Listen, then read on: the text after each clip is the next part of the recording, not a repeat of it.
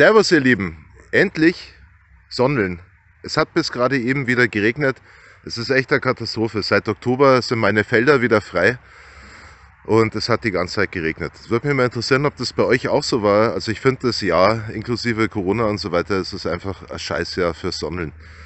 Und wo ich losgefahren bin, hat es geregnet. Es ist heute Sonntag, der 18. Oktober 2020 und ich habe mir gedacht, das ist mir scheißegal. Ich möchte jetzt endlich sonneln. Ich möchte mit dem Apex endlich auf die Felder drauf. Und das habe ich jetzt gemacht. Es hat es gerade eben aufgehört. Mega.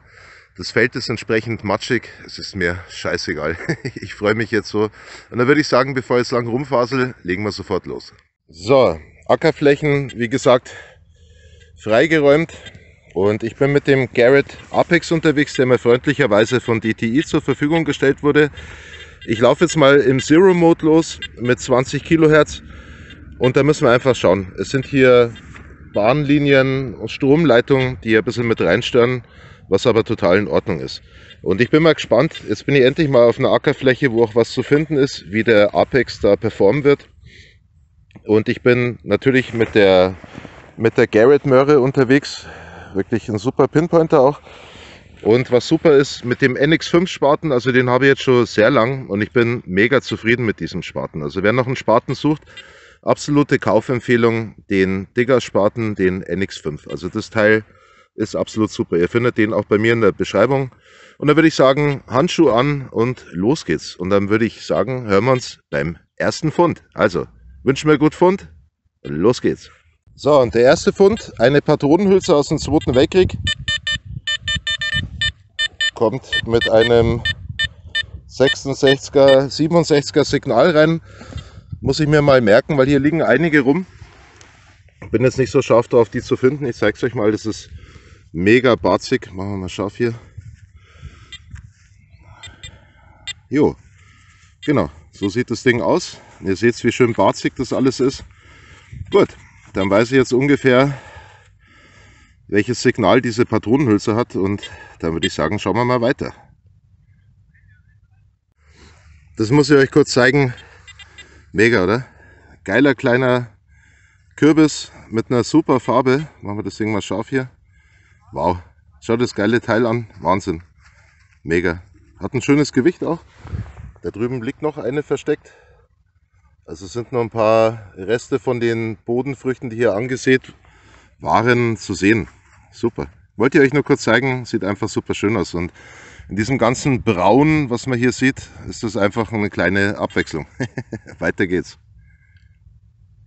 Also ich bin jetzt ziemlich viele Bahnen gelaufen und habe relativ viele Kronkorken ausgegraben. Ist ja klar, ich kenne das Gerät noch nicht, aber das Gerät ist sehr unruhig. Also die Töne hüpfen die ganze Zeit, auch wenn gar nichts da ist. Und es ist wirklich schwer, damit klarzukommen, so auf Anhieb. Und ich bin jetzt, ich sag locker 8 Bahnen, wenn nicht sogar 10 Bahnen gelaufen und außer Kronkorken nichts und strange Signale. Und jetzt die allererste Münze mit dem Apex, da liegt sie, die kam hier aus dem Loch raus. Ich habe es noch nicht angeschaut.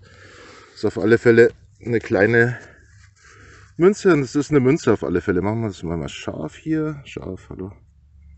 Ah, da haben wir ja Schärfe. So, dann schauen wir mal, was wir hier gefunden haben. Das ist die erste Münze, also es war ein harter Kampf mit dem Apex. Schauen wir kurz mit dem Auge, ob ich sehen kann, was das sein soll. Es ist auf alle Fälle ein Wappen hier zu sehen. Ich versuche das mal scharf zu stellen für euch. Na, Handy will heute auch nicht so, wie ich will.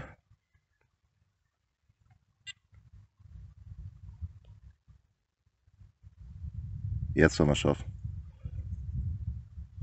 Okay. Sagt mir jetzt auf Anhieb gar nichts. Es ist auf alle Fälle eine alte Münze. Ich tippe mal irgendwie 17. Jahrhundert, 18. Jahrhundert. Habe ich jetzt so auch noch nicht gefunden. Und ja, wie gesagt, ich gehe hier diverse Programme durch mit dem Apex und versuche immer, wenn ich zum Beispiel bei Kronkorken und so weiter, wenn ich da was gefunden habe, das irgendwie einzuordnen, was das sein soll. Und er ist auf alle Fälle sehr kronkorkenfreundlich. Die produzieren extrem hohe Signale. Bis jetzt, wie gesagt, eine kernige Geschichte. Es flutscht nicht so, wie ich es mir vorstelle. Jetzt schauen wir mal. Machen wir mal weiter. Erste Münze auf alle Fälle. So, und der erste Knopf, den habe ich hier liebevoll auf so eine Melone drauf gelunzt. Der erste Knopf.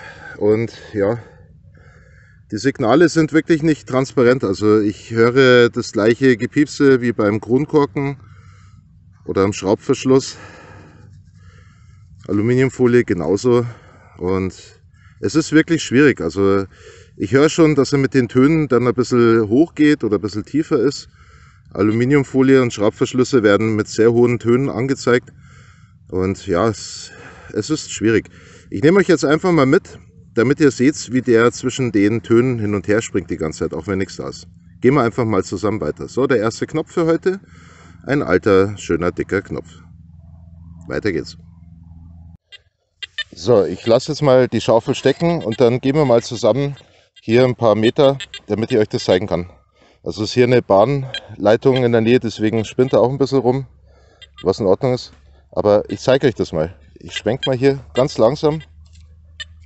Ich habe immer hohe Töne. Und wenn ich da näher hinschaue, okay, das war Eisen, das hat er wegdiskriminiert. Iron Volume habe ich aus. Aber das ist eine ständige Piepsparade. Und wenn man dann näher drüber schaut, ist nichts mehr da. Und da erwarte ich eine schnellere Diskriminierung, wo ich nicht verwirrt werde durch das ewige Gepiepse. Weil das macht einen ganz wirr im Kopf. Also wenn man zusätzlich noch den Iron Volume an hätte, dann wäre das noch unerträglicher. Genau, und es ist egal, wo ich hinschwenke, es piepst und pupst. Genau. So, Spule wieder gerade machen. So, hier war auch gerade tolles Gepiepse. Genau. Ja. Wie gesagt, das ist ein ständiges Hin- und Herspringen. Und die Werte sind auch nicht klar. Also auch bei der Münze gerade eben, ich habe die dann auf der Oberfläche, bin ich nochmal drüber. Und dann war es nie 66, sondern es war immer 60 bis 70 irgendwie.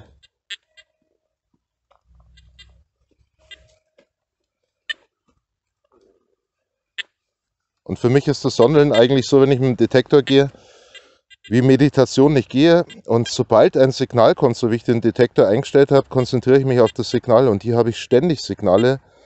Und es fällt einem echt schwer, da irgendwie sich drauf zu konzentrieren. Schwenken wir mal ein bisschen weiter.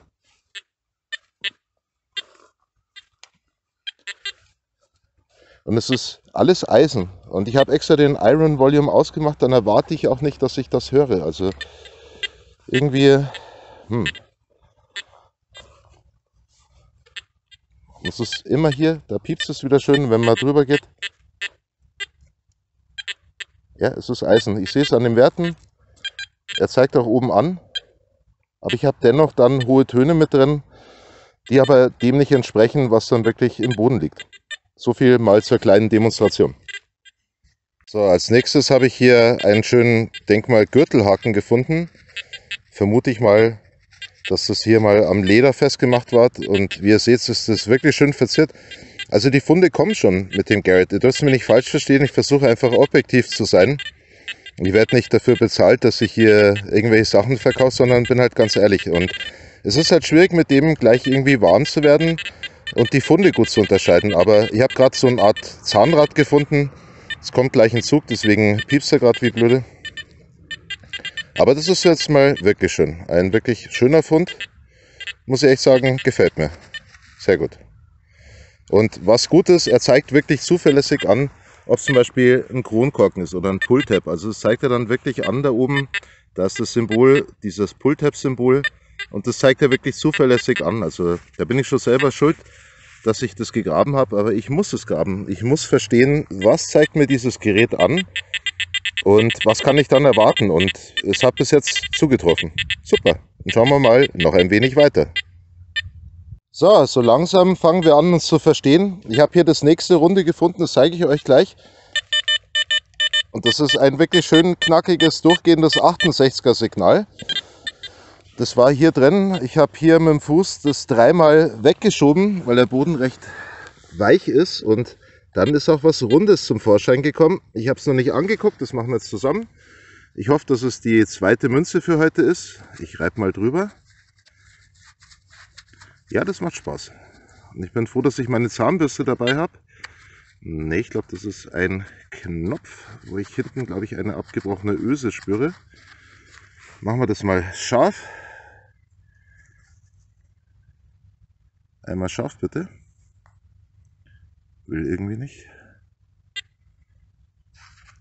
Ich schaue es mir in der Zwischenzeit mit dem Auge an. Ne, es ist nur ein, in Anführungszeichen, ein Knopf, der aber eine schöne Verzierung hat. Ich mache das Ding mal sauber mit der Zahnbürste und dann schauen wir uns das gleich zusammen an.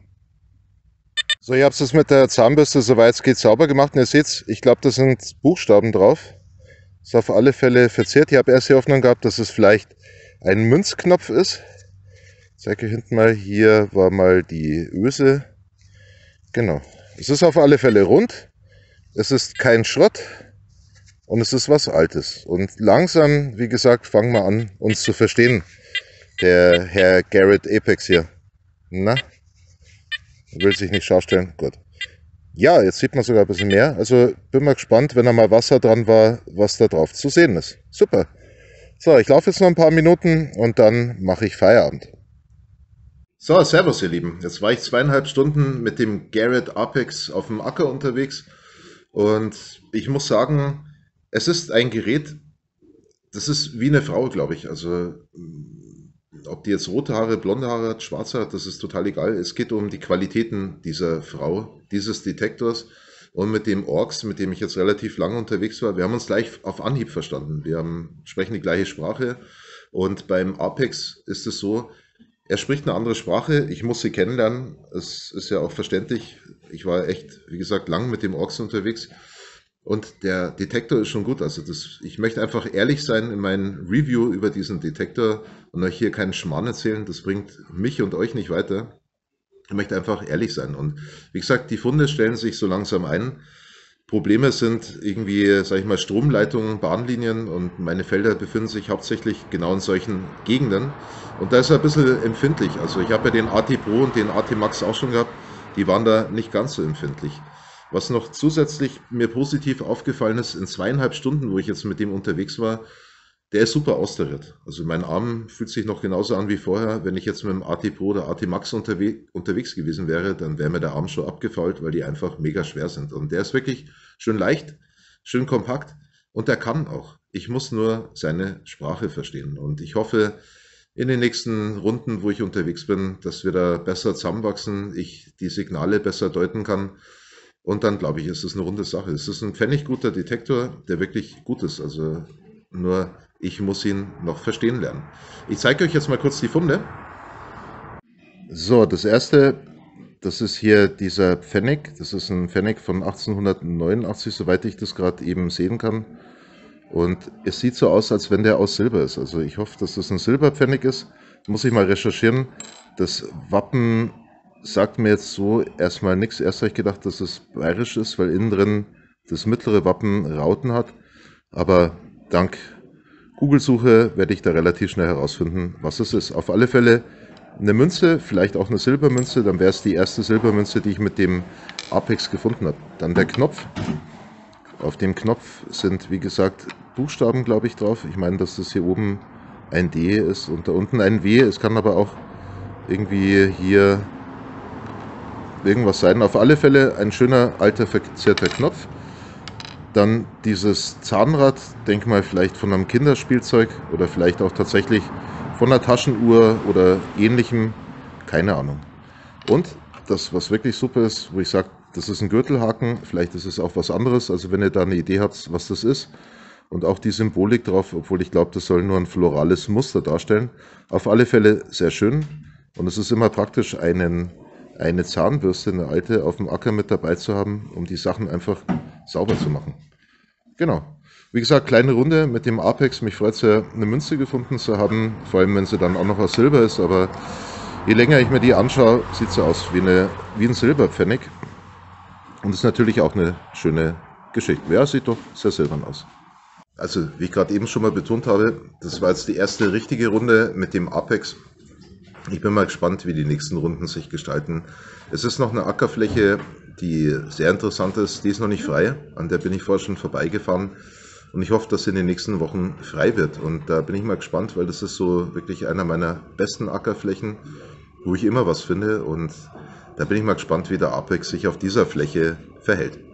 Mal gucken, ob ich auch noch dazu komme, dieses Jahr bei dem Wetter ein Vergleichsvideo zu machen, wo ich mit dem Orks und dem Apex gleichzeitig unterwegs bin, um einfach mal zu gucken, wie die beiden sich gegeneinander verhalten. Jo, schön. Das rundet das Ganze ab. Mich würde es echt interessieren, wie das Wetter bei euch jetzt die letzten Wochen war. Ob ihr auch so ein schlechtes regnerisches Wetter habt. Schreibt es mir in die Kommentare. Und dann würde ich sagen, hören wir uns beim nächsten Video. Also macht's es gut. Servus.